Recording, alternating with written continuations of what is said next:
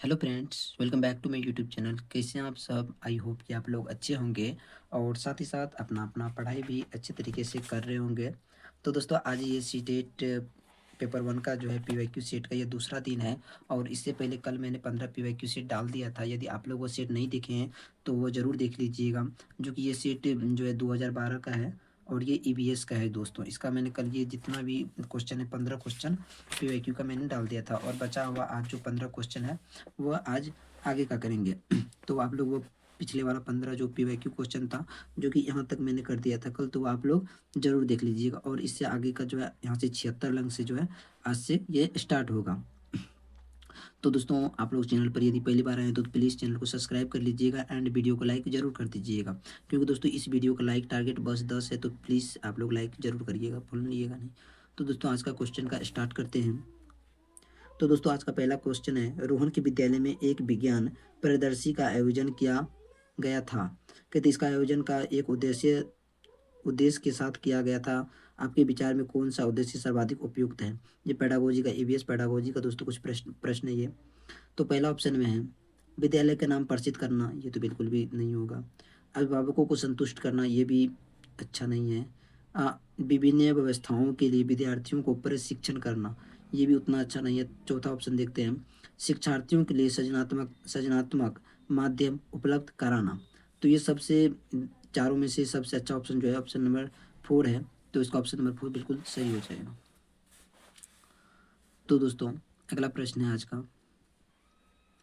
कहते कांच यानी कि ब्राज के विषय में जिसका उपयोग गोलकुंडा के जिले में मिली तोप में किया गया था, ये सही कथन चुनिए। तो इसमें बोल रहा है कि ये ब्रांच जो है जिसका उपयोग जो गोलकुंडे जिले में किले में मिली तोप में किया गया था वो कौन है? तो इसका ऑप्शन नंबर ए हो जाएगा। कांच, तांबा तांबा यानी कॉपर तथा तीन की मिश्र धातु का किया गया था इसका उपयोग। तो इसका ऑप्शन नंबर ए बिल्कुल सही हो जाएगा। उसके बाद दोस्तों, अगला प्रश्न है, प्रयोग और प्रयोगात्मक कार्य करते हुए श्यामा की निष्पादन कक्षा में सर्वश्रेष्ठ होता है, उसे बहुत सृजनात्मकता शिक्षार्थियों माना जाता है, इसीलिए वह डैश के द्वारा संकल्पनाओं को सीखती है।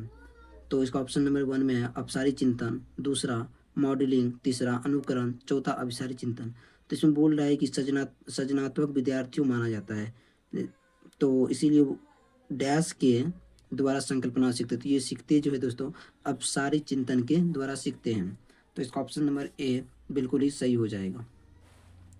और उसके बाद दोस्तों, अगला प्रश्न, और ये बहुत ज़्यादा इंपॉर्टेंट क्वेश्चन है, इसको आप लोग अच्छे से करिएगा। क्वेश्चन जो दोस्तों बहुत बार सीटेट में आया हुआ है कि अल्बुर्निक किस देश से आया आया है, उसका नाम क्या है, देश का नाम क्या है?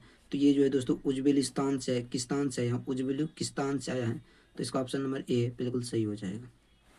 और ये क्वेश्चन जो है दोस्तों सॉल्व करने से रिलेटेड है, तो इस क्वेश्चन को छोड़ देते हैं। और उसके बाद दोस्तों, अगला प्रश्न है, एक पब्लिक स्कूल में प्रयोग कक्षा में लगभग 2 से 3 बच्चे विशेष आवश्यकता वाले हैं। कुछ बच्चे शारीरिक या मानसिक रूप से विकलांग यानी कि बाधित है। ये बच्चे अन्य बच्चों के साथ उसी कक्षा में एक साथ पढ़ते हैं। उपयुक्त पब्लिक स्कूल में निम्न में से किसका अनुपालन करता है? तो इसका ऑप्शन इधर है। पहला ऑप्शन में है समवयस्क शिक्षा, प्रीतिपूर्वक अधिगम, तीसरा है सतत एवं व्यापक मूल्यांकन, चौथा है समावेशी शिक्षा। तो ये मतलब जितने भी बच्चे हैं सब एक साथ पढ़ रहे हैं ना, तो ये समावेशी शिक्षा के अंतर्गत आएगा। तो इस ऑप्शन नंबर 4 बिल्कुल सही हो जाएगा। ये इसमें थोड़ा प्रॉब्लम होगा। तो दोस्तों, अगला प्रश्न है, घर्षण के विषय में चर्चा करते समय एक शिक्षिका ने इस संकल्पनाओं की व्याख्या करते हुए बहुत से उदाहरण दिए। इनमें से कुछ ऐसे उदाहरण जिसमें घर्षण हमारे दैनिक जीवन में उपयोगी उस शिक्षिका ने कक्षा में दिए, जो नीचे दिए गए हैं। तो इसका पहला ऑप्शन में, हम पेन की नोक और कागज के बीच घर्षण होने के कारण ही लिख पाते हैं। हम फर्श पर हमारे पैर के घर्षण कारण चल पाते हैं। तो इसका ऑप्शन नंबर बी बिल्कुल सही हो जाए, क्योंकि हमारे पैर पैर जो ज़मीन पर जो फर्श पर घर्षण करते तब उसकी वजह से जो हम चल पाते हैं। तो ऑप्शन नंबर 20 का बिल्कुल सही हो जाएगा। और इसके बाद उसका अगला ऑप्शन में है, ये भी सही हो जाएगा।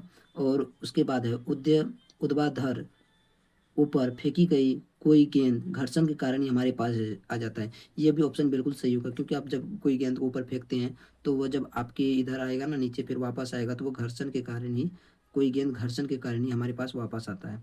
तो चौथा है, घर्षण के कारण ही हम किसी गतिशील वाहन को ब्रेक लगाकर रोकते हैं। ये तो बिल्कुल सही है। जैसे आप चलिएगा तो जैसे आप ये घर्षण लगाइएगा तो घिसाट खाएगा ना, तो ये ब्रेक लगेगा तो रुकेगा। तो option number B C D इसका यानी कि बी सी डी ऑप्शन 4 बिल्कुल सही हो जाएगा।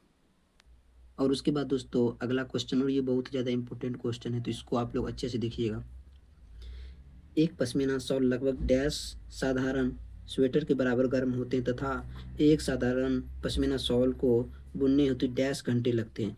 तो इसको जो एक पश्मीना शॉल को लगभग 6 साधारण स्वेटर के बराबर गर्म होते हैं, और इसको बुनने में जो दोस्तों लगभग 2 या अढ़ाई घंटा 100 घंटा लगता है। 2 अढ़ाई 100 लगता है घंटा। तो यहाँ पर इसका ऑप्शन नंबर 4 बिल्कुल सही हो जाएगा। ये 6 सीटर के बराबर होता है और यह 250 घंटे इसको बुनने में समय लगता है। और उसके बाद दोस्तों अगला प्रश्न की ओर चलते हैं। और दोस्तों आप लोग चैनल पर पहली बार हैं तो प्लीज़ वीडियो को लाइक ज़रूर कर लीजिएगा। सरिता की शिक्षिका उसे विभिन्न सामूहिक गतिविधियों में शामिल करती है, जैसे समूह चर्चा, समूह परियोजना आदि। उनकी शिक्षिका सीखने के लिए किस आयाम का अनुगमन कर रही है? तो ये जो है दोस्तों सामाजिक गतिविधि के रूप में जो है ये सीख रही है, आयाम कर रही है। तो इसका ऑप्शन नंबर बी बिल्कुल सही हो जाएगा।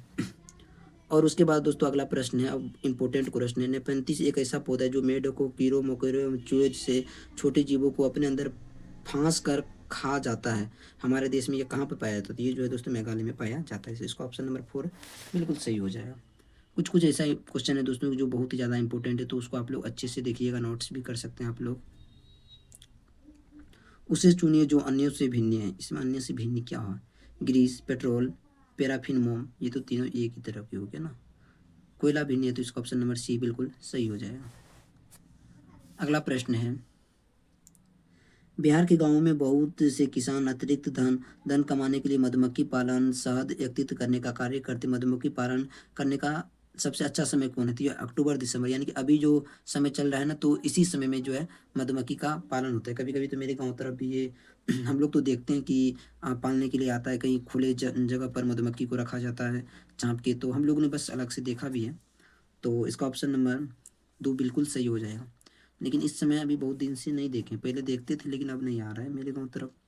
एक एक ही तरह की फसल बार बार उगाने और बहुत से रसायन का उपयोग करने से मृदा बंजर हो जाता है। ये तो बंजर ऑप्शन 4 बिल्कुल सही हो जाए, क्योंकि आप कोई एक ही फसल को जो है ना एक ही ज़मीन पर बार बार उगाइएगा तो ये बंजर हो जाएगा। तो इसका ऑप्शन नंबर 4 बिल्कुल सही हो जाएगा। और अगला प्रश्न और इम्पोर्टेंट प्रश्न है, निम्नलिखित में से लेह और लद्दाख के मकानों की विशेषताएं चुनिए।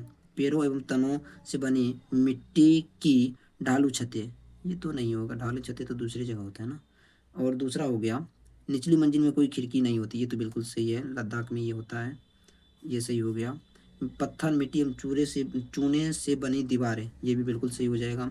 लकड़ी के फर्श, ये भी बिल्कुल सही हो जाए, तो इसका ऑप्शन नंबर 4 बिल्कुल सही हो जाएगा। और दोस्तों आज का ये लास्ट प्रश्न है। इससे पहले यदि आप लोग प्लीज़ लाइक नहीं किए तो प्लीज़ लाइक एंड चैनल को सब्सक्राइब जरूर कर लीजिएगा। तरुण भारत संघ नामक समूह संबंधित हैं। स्कूलों में दोपहर का पका हुआ भोजन उपलब्ध कराने में आर्थिक रूप से कमजोर, ये तो नमक समूह बोल रहा है तो ये तो नहीं होगा। आर्थिक रूप से कमजोर वर्गों के बच्चों के लिए निःशुल्क कोचिंग कक्षाएं में, ये भी नहीं होगा इसमें, क्योंकि भारत संघ बोल रहा है ना। पुराने झीलों पुनः निर्मित करने में, तो इसका ऑप्शन नंबर 3 बिल्कुल सही हो जाएगा। तो ये दोस्तों कुछ आज ये ईवीएस का 15 पीवाईक्यू क्वेश्चन था, और 15 मैंने कल करा दिया है। और यदि आप लोगों को 15 ये कल का ये 15 क्वेश्चन है, अब यदि आप लोग नहीं देखें तो प्लीज़ ये ज़रूर देख लीजिएगा। और 15 जो बचा हुआ था मैंने वो आज आप लोगों के साथ शेयर कर दिया है, जो कि दोस्तों ये मैं इस बुक से आप लोगों के साथ शेयर करता हूँ, जो कि सीटेट का है 1 to 5, और इसमें 2011 से 24 तक का पूरा पीवाईक्यू सेट दिया हुआ है। तो मैं सब आप लोगों के साथ शेयर करूँगा। तो बस आप लोग रोज़ शाम को 5 बजे आप इसका वीडियो मिल जाएगा आप लोगों को, तो प्लीज़ रोज़ देखिएगा एंड वीडियो को लाइक, चैनल को जरूर सब्सक्राइब करिएगा। मिलते हैं दोस्तों नेक्स्ट वीडियो में, तब तक के लिए बाय। Like and subscribe.